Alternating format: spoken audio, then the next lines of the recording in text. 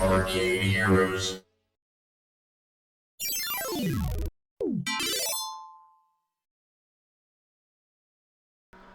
Greetings, you lovable bunch of viewers. This is Adam with ArcadeHeroes.com, and as promised, I am here to take a look at the different light gun shooting gallery games that were at IAAPA 2023 and explain, at least as far as I could figure out, what the differences are between them, so that if you are an arcade operator and are trying to figure out which one of these to pick up, or if you're a gamer and just interested in seeing what the differences might be in case you come across one or multiple of these different kinds out there, then you can take that to the bank as you need it. So first off, where did this trend for shooting gallery games come from? Well, I mean, we could probably go back to something like Point Blank back in the 90s, but in more recent memory, there was a shooting gallery game that was released in the States via Coastal Amusements some years ago called Sharpshooter. And this was really just shooting at targets, and it was using a new type of gun. It was one of the first light guns developed for LCD monitors, as prior to that era it was basically CRTs, but since those aren't really used anymore, needed to develop something that was more accurate for using with a more modern TV or monitor. And here's Eugene Jarvis. He was the CEO of Raw Thrills playing the game, as I filmed him some years ago. Now, jump ahead of that, in 2018, Taito announced a new game in Japan called Gun Arena. And, of course, if you say that too fast, it sounds like something else in in English.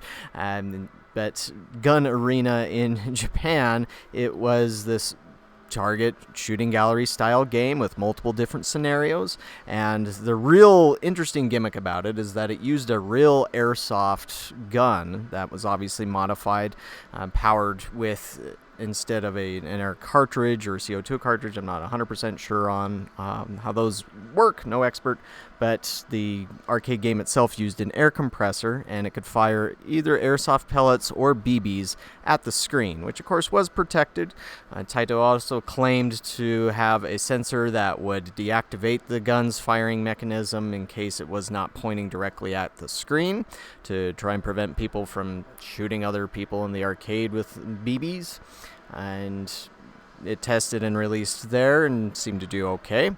But then in 2019, they brought it over to the States through a Chinese company called Unis, and Unis showed it as a twin setup and also had a different design that came along in 2020. Fortunately, under Unis, they did decide to change the name to On Point, but yeah, that came along kind of at a bad time in the industry. Obviously, anything released in 2020 kind of got overlooked, but it did set a precedent for interest as far as people looked at that, operators looked at that and thought, hey, that's a really cool game idea, but just nobody really wanted to invest in something where it could fire pellets, no matter how good they claimed that the sensors were, because if you know how people operate in an arcade, they often find ways to make things do things that they weren't intended to, no matter what precautions that you take.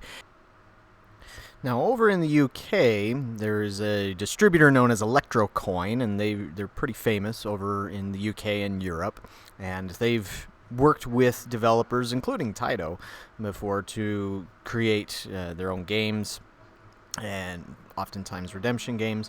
But they saw this concept and wanted to make their own, or develop their own take on it, and they did so, called Skill Shooter.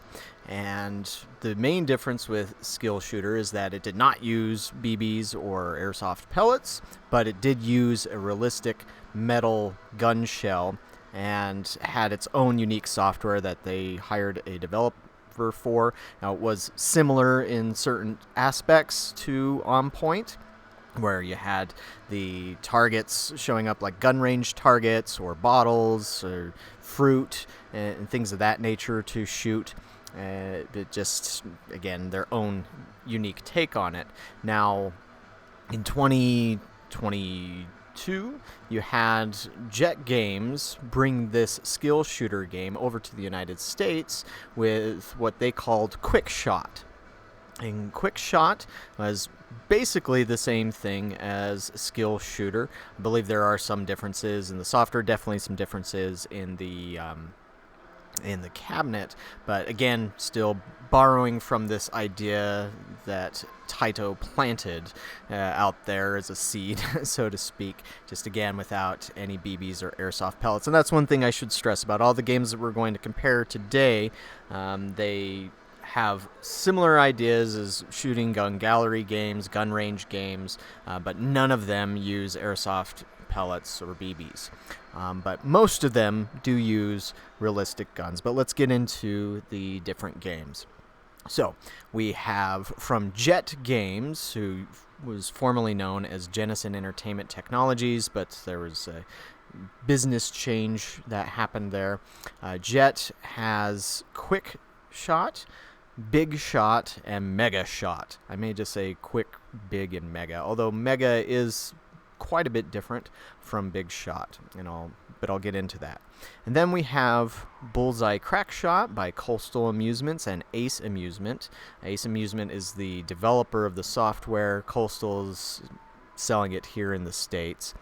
And then when I was walking around IAPA 2023, came across another Chinese developer called Yinghua, and they had a game called Gunfight Hero, which has its own little changes to the basic concept. But we have 5 games to compare here, so let's get started with the smallest one first, or let's start with Jet Games since they have the most. And so CrackShot, again, this is a lot like skill shooter. It's 1 gun per cabinet. You can link cabinets together. As I recall, they said you can link up to 8 of them, although they hadn't really tested or had any locations by 8 of them to set up, but you could do that if you wanted to. And then there's Big Shot, which is a upgraded version, you could say. Bigger, obviously, by the name, but it has a bigger monitor. And so, as an example, CrackShot uses a 50-inch 4K screen that's vertically oriented, whereas Big Shot uses an 85-inch 4K screen. And then Big Shot allows for 2 guns to be used on the single screen. You can still link them up, so you can have a maximum of 8 players, so 4 linked. But overall, from the value standpoint, it would probably make more sense to be investing in the Big Shot if you have the space. I have heard of operators who have already grabbed CrackShot. And then Mega Shot, it kind of takes the Big Shot idea. There's 2 cabinets that were shown for that at IAPA. One that had a single 85-inch screen, and then another model that had 2 85-inch screens, and 1 gun per screen on that particular one. But, of course, the biggest difference on Mega Shot between, well, any of the games will be the gun, but we'll get into that in a moment. Now, since we're talking screens, let's jump over to Coastal Amusements and the Bullseye CrackShot game. And now, where I did speak a little bit about the guns, one thing that's consistent across all of these different games we're talking about today, excepting the Bullseye CrackShot, is how the guns are trying to mimic the look and the feel of a real pistol. And so with the Bullseye CrackShot, the biggest difference that it has is it does not use a metal case, and it uses a plastic shell. Now, it's not a Suzo HAP light gun.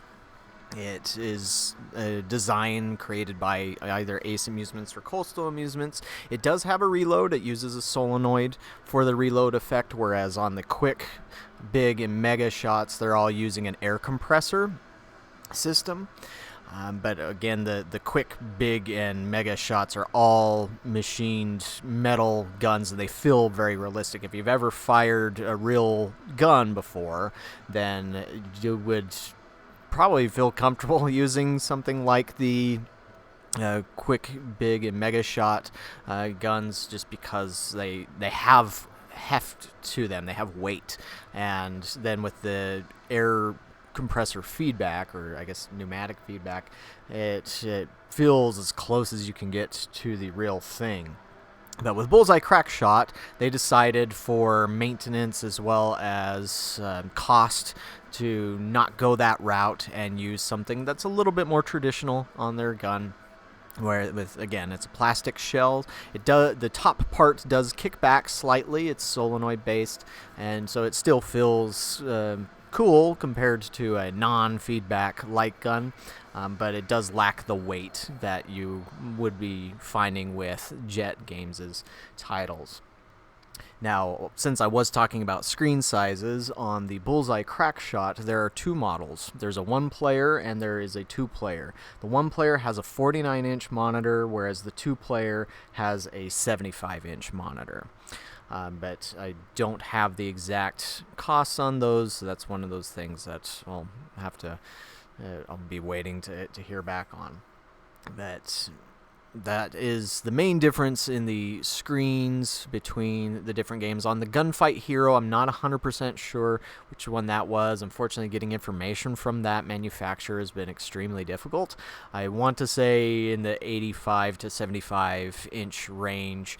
I mean, the game graphics and the screen itself looked nice, so there was that. And the gun on that one looked to be exactly the same as what is being used on the quick and the big shot.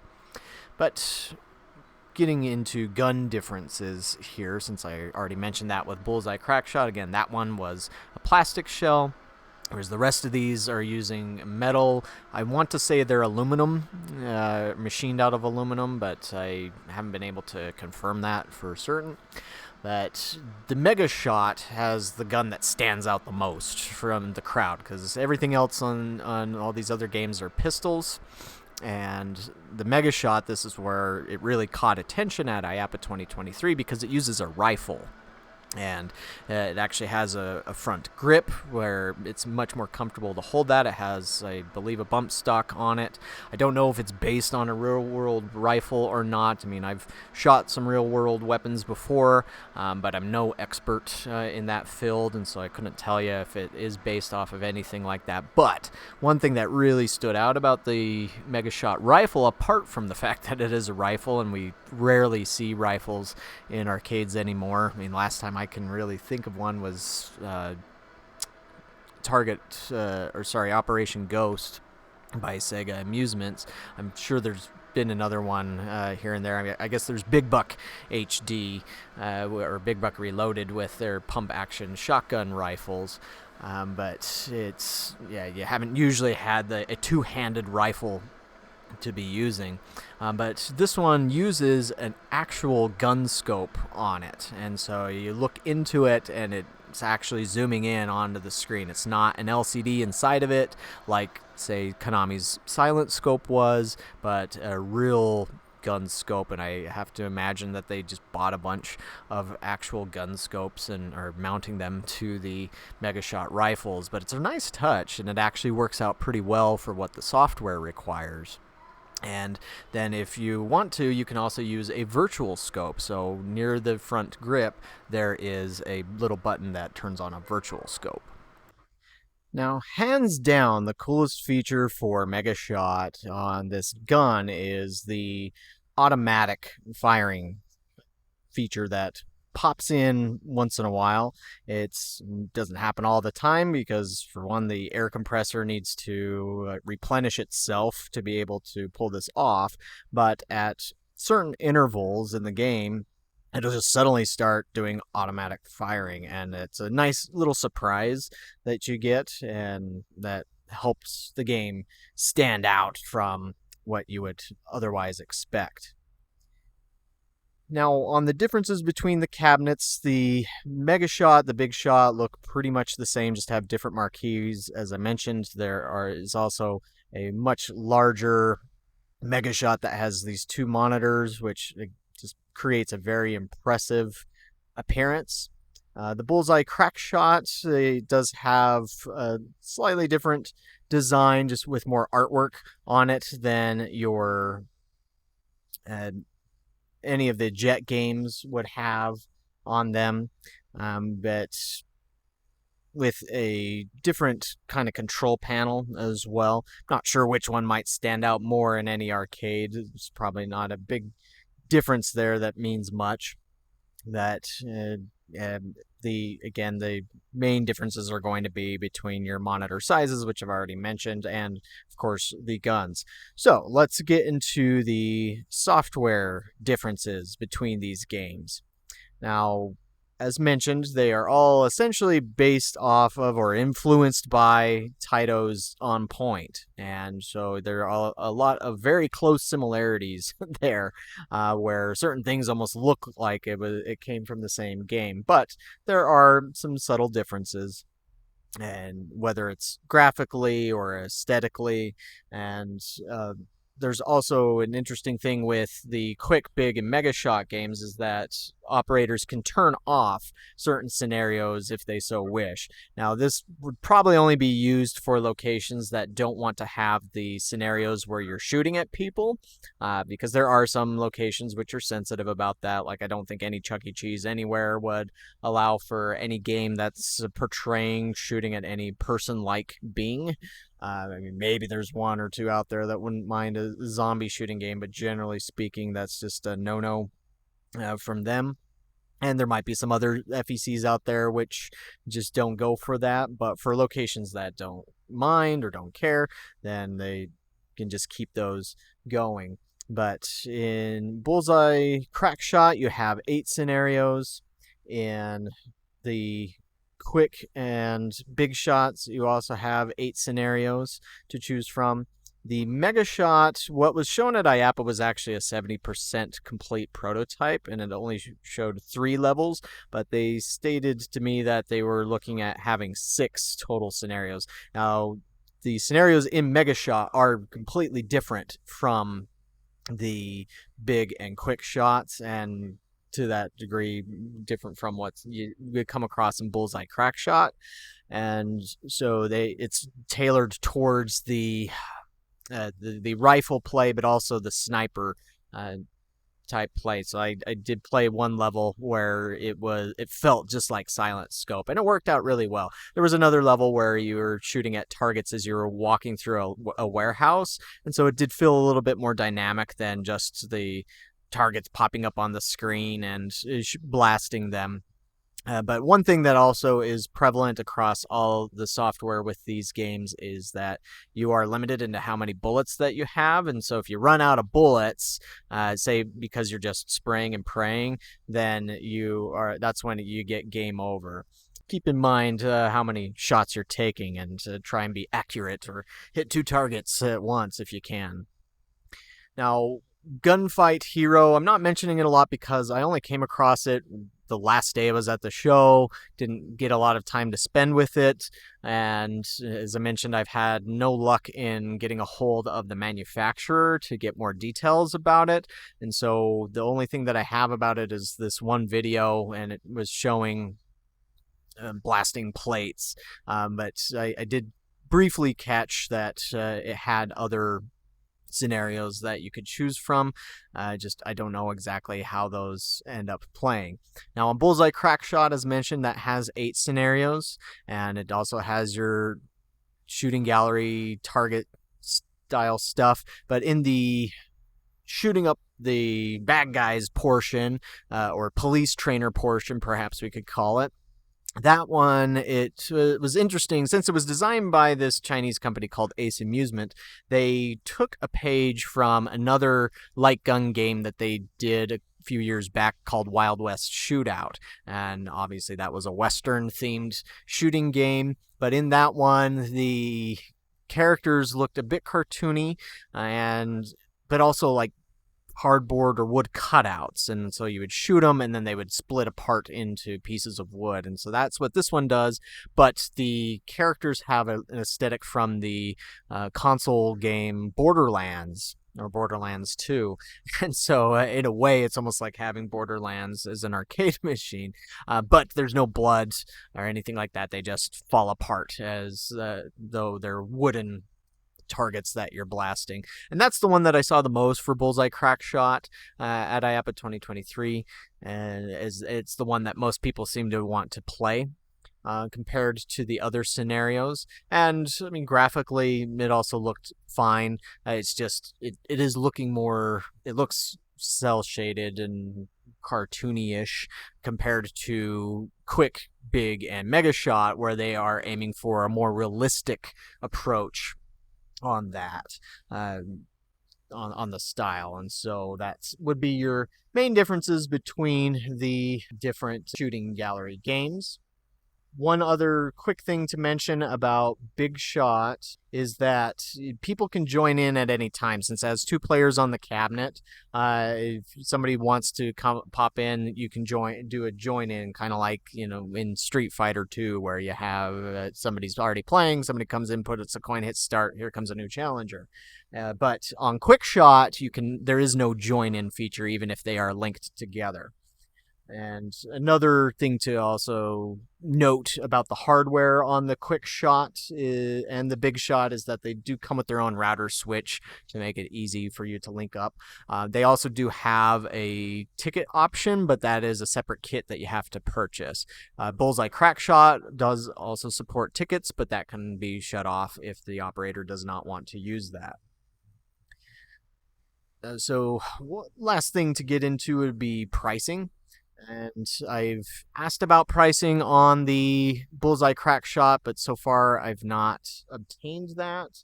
But I do have pricing on the Quick, Big, and Mega Shots.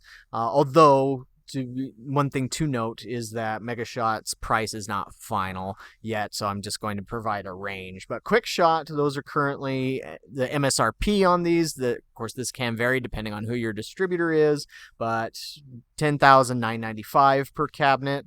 Big Shot is $17,995 MSRP.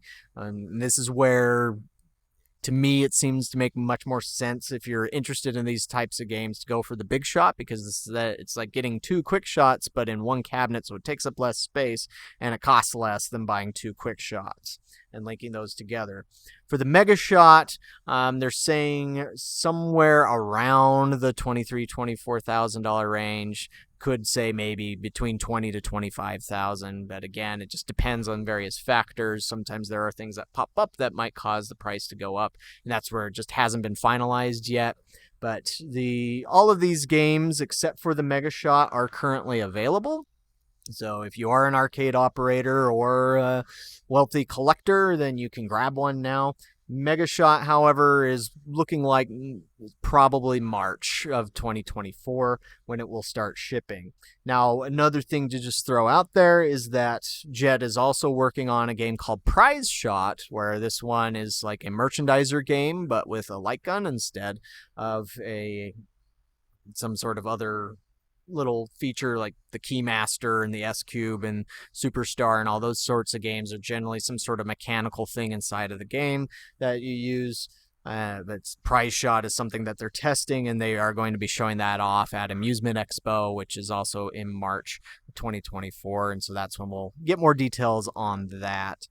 But that provides, as best as I know, the differences between these various games, or these 5 different games. And so what do you think about it from what I've been able to show and what I've been able to reveal? Just let me know in the comments below. For me personally, if you were to ask if money was no object and I was going to be able to buy any one of these, which one would I go with? I would go with the Mega Shot, and just because that rifle really stands out. Now, of course, the one thing that does pop into my mind as thing that might hold me back was, well, how much would a Mega Shot rifle cost to replace, or how often does it fail, or does it hold up pretty well? That's just the only thing That's up there because you obviously wouldn't have a cheap Suzo Hap replacement in the wings for that one in case you needed it. But yeah, still, it stands out so much, and again, it has that silent scope energy to it, but it's still a little bit different because the problem with silent scope is that your gun was mounted to the cabinet, whereas this one, it's like a typical light gun game where it's just there's a cable attaching the gun to the cabinet, but that's it. And so I think that one would probably do well. Now, Jet, in my discussion with them, did mention that CrackShot and Big Shot have both been selling very well. And there's already at least a few hundred of them out there. I think that they said, or more. I don't remember the exact number that they threw out, but it's been selling pretty well. And these are also, every single one of these games is exclusive to arcades. And so that's always a bonus on top of that. But I would assume that the Bullseye CrackShot might be competitive on the price range here. And so when it comes to that, where money is unfortunately something that I have to keep a tight eye on so that I'm not going into bankruptcy or anything, that's where I would probably consider the Bullseye CrackShot as well. Just because that might be on the more affordable side of things, but I regret that I don't have those prices to share with you right now. And I've also asked a distributor, but they were already on their vacation for that. But anyways, let me know what you think about these games and which one you might play if you come across it out there. Thanks for watching, and we'll catch you on the next video.